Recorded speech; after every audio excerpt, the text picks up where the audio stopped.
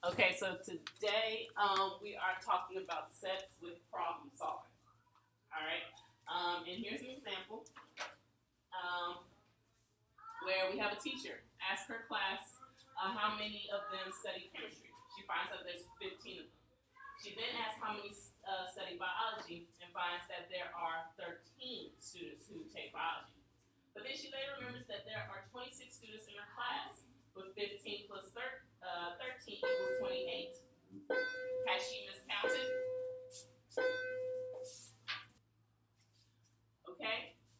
Technically, she hasn't miscounted. Okay, because there might be students who have done both biology and chemistry, so she does have to take that in consideration. So what we're about to do is we are going to draw a Venn diagram to represent the situation. And I'm going to add in one additional stipulation. There are 5 of her students who didn't study any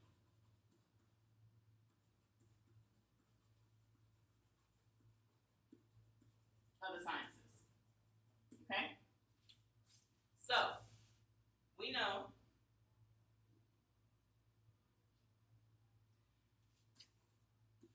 that in the universal set, okay, that represents her class.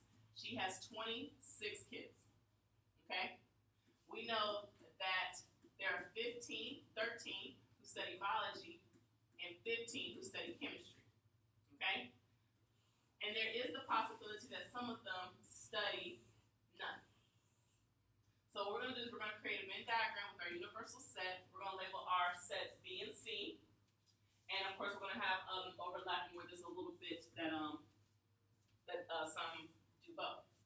Now, to represent the 5 students who study neither, the 5 is going to go in the universal set only, because we know that they didn't study either biology or chemistry, so we're not going to include them in their sets. Now, since we started with 26 kids, if we subtract 5, that means between the kids who study just bio, just chemistry, and those who study both has to add up to equal 21. But the one thing we don't know is how many study both. So whenever we don't know something in math, we always label it with an X, correct? So that's what we're going to do here. The ones who study both biology and chemistry is going to be labeled with an X, which means to figure out the number of kids who study just bio, we're going to take the 13 that studied biology and subtract it from the ones who study biology and chemistry. Because think about it, if there's only one kid who does both subjects, then that means there's 12 kids who do just biology only. And we're going to do something similar over here with C to find out that there are 15 minus X kids who study just chemistry. And so since everything in the circle has to add up to be 21, we're going to take 13 minus X plus 15 minus X and set it equal to 21. Because again, 5 students don't study either, so then that's 21 students left. When we combine like terms, that's 28 minus X equals 21.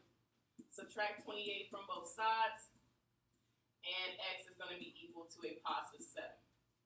So that means that there are 7 kids who study both biology and chemistry, meaning that there's 6 kids who study just biology because you subtract 13 from 7, and then there's 8 kids who study just chemistry.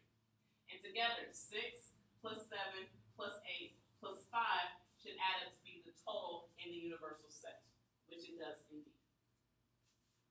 And from there, we can use this to actually help us answer some questions, okay? So hopefully you have this Venn diagram down, and you can answer the following questions based off of that Venn diagram.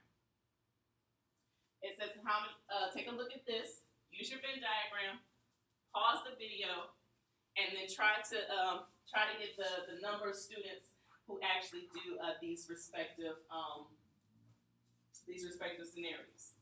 Press play when you're ready to see the answer. All right, hopefully you answered the question, so let's see how many students actually did do these following things, okay? How many students studied biology only? Well, biology only would be that part that was just in B only, and that was 6 kids. How many students studied exactly one science? That was biology only, chemistry only, but not both. So that was 6 kids plus 8 kids, which made for a total of 14. How many students studied at least one science?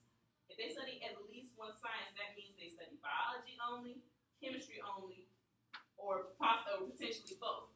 So you add 6 plus 7 plus 8, or you use the fact that you already knew that 21 kids studied at least one science. Now the next one says, how many students study one science?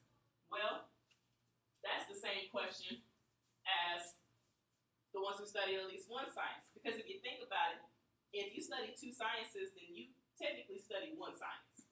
So it's actually going to be 21 here. How many students did not study biology? Well, that's easy. We're just looking for everything that's not B. Okay, so using a former concept, everything that's not B, that's what we're looking for. Well, that was 8 plus the 5 who didn't study anything at all. So that's a total of 13. So how many students did not study bio? That was 13. How many students did not study chemistry? Well, that's similar. It's all those who don't study chemistry, which was 6 plus 5, which made for a total of 11. There were 6 kids who studied just bio, 5 kids who didn't study either, so that's 11. How many chemists study biology? So how many chem students also did biology? That's the shared space of 7. And lastly, how many science students do not study both bio or chemistry? Well, those are the number of kids who basically don't study bio and chem. Okay? So it's basically B intersection with C, but the complement. Because how many students do not study biology or chemistry? So that's going to be 6 plus 8, which is 14. And actually that is not the correct notation.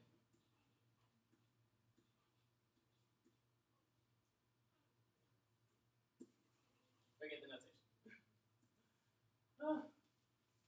This one, 29 students, 19 study German, 14 Hindi, 5 study both.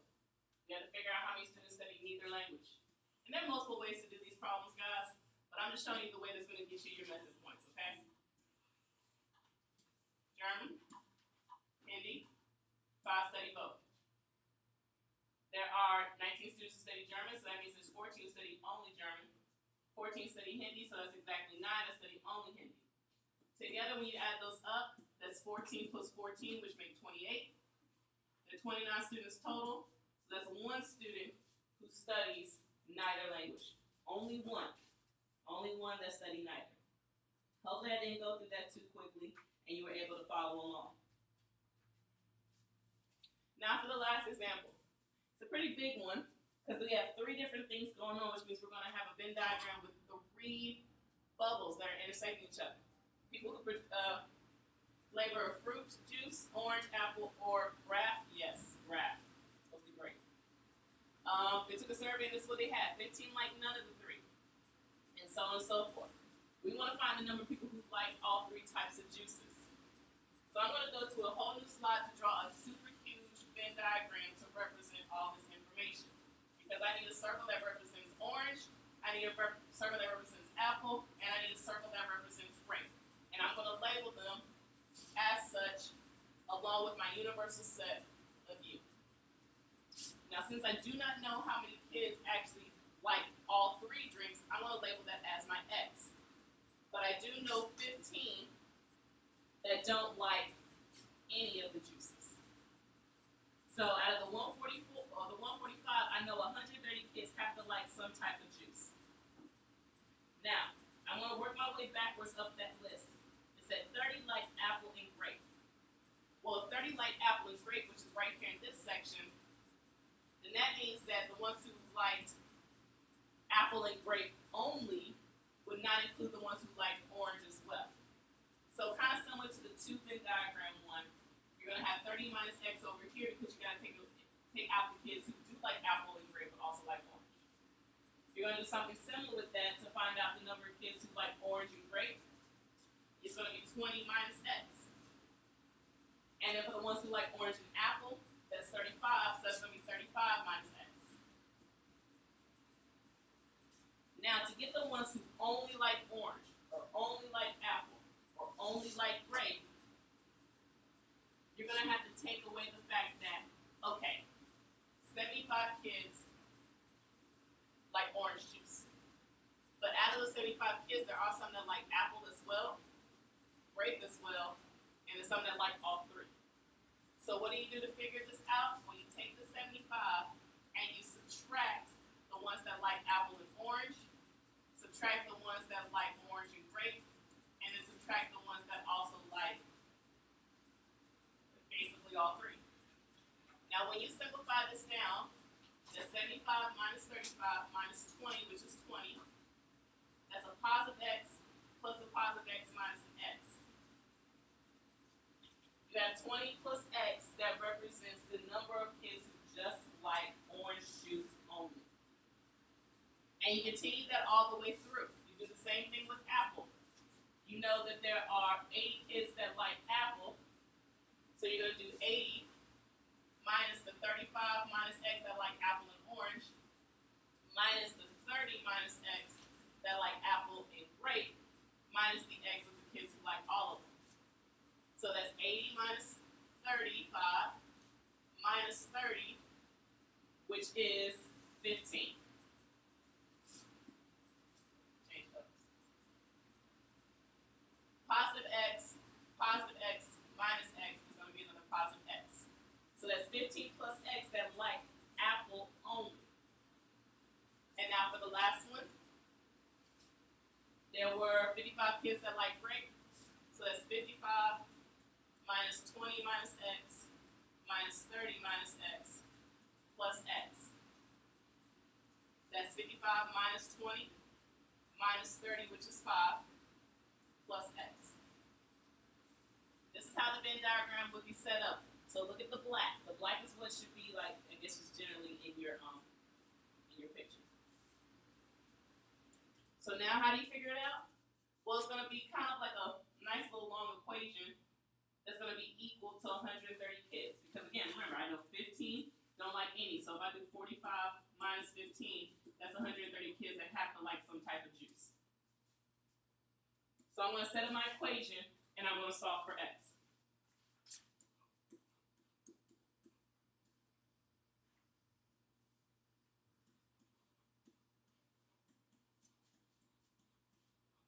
So every little piece of the Venn diagram, when you add it up, should equal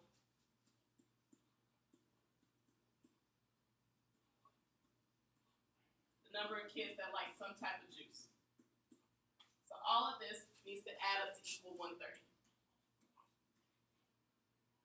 So when I combine like terms, x minus x, they cancel out. X minus x, they cancel out. X minus x cancel out. So I'm just left with a positive x.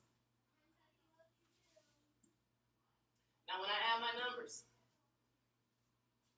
20 plus 35, and I don't want to pull out my calculator, so I'm just going to do it this way.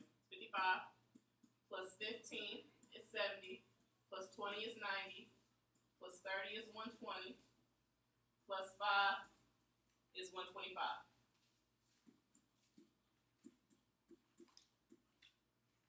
A nice linear equation. Subtract 125, and there are 5 kids that like, or 5 people that like all juice flavors. So you're going to be doing some problems that sometimes we deal with two circles, some that actually involve 3 circles. But however many circles they involve, you want to make sure that that you set them up correctly and get to your answer. Now, when you do your homework, make sure you bring your questions to class, but at least try to set up at least a Venn diagram so that way you kind of have a place to start where you might be, if you got confused, we at least have a place to look to know, hey, this is exactly where you got confused at. But bring all your questions for next class. Have a good weekend.